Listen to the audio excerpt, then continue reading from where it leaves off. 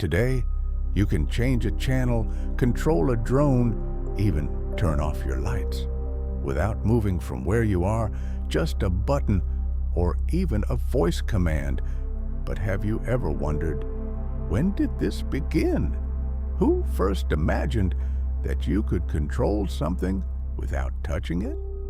The story begins not in a living room, but in a quiet laboratory with a man who was always thinking ahead of his time, Nikola Tesla.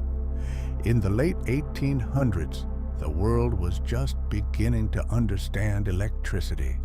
Wires were everything.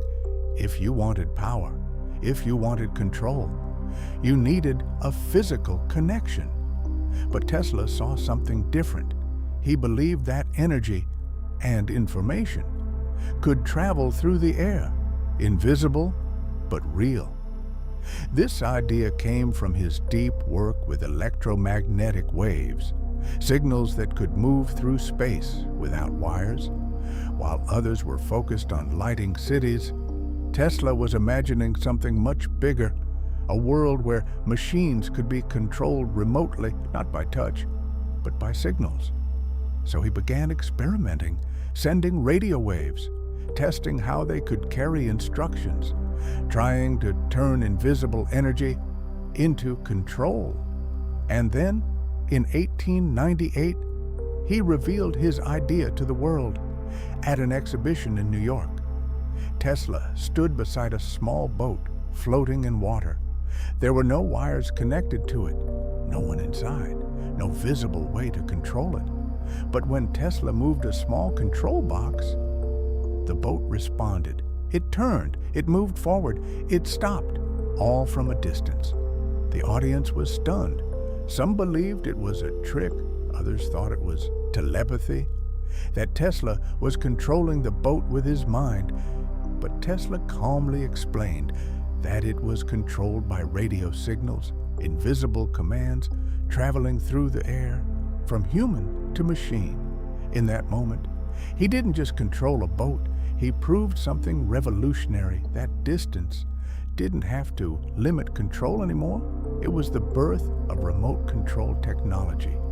And even though people didn't fully understand it at the time, that small boat was the beginning of a future where humans could control the world from anywhere. But like many powerful ideas, it didn't stay in the lab. Soon, militaries became interested. Remote control meant something new, the ability to control machines without risking human life. Early experiments began with remote-controlled torpedoes and radio-guided systems. The idea was simple, but the impact was massive. Distance was no longer a limitation. It became an advantage. Years later, remote control found its way into everyday life. In the 1950s, a company called Zenith introduced one of the first TV remote controls. It was called the Lazy Bones.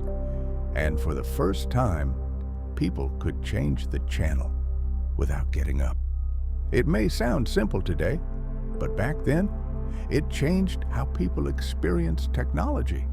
Later came wireless remotes using light, then infrared signals, and slowly, the idea of control from a distance became normal.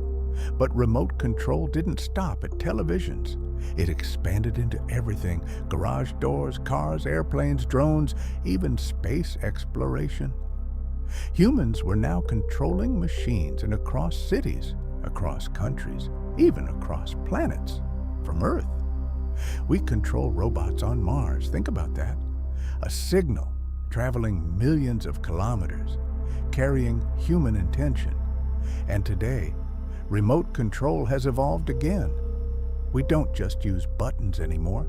We use apps, voice commands, artificial intelligence. Your phone can control your home. Your voice can control your environment. And in some cases, systems can act on their own, learning, predicting, responding. The line between control and autonomy is starting to blur. But if you look closely, This story isn't just about technology, it's about something deeper, a human desire to reach beyond our limits, to extend our presence, even when we are not there. From Tesla's small boat to machines on distant planets, remote control is more than convenience.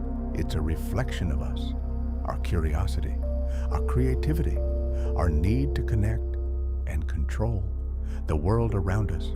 And the story is still being written. If you enjoyed this video, don't forget to like and subscribe.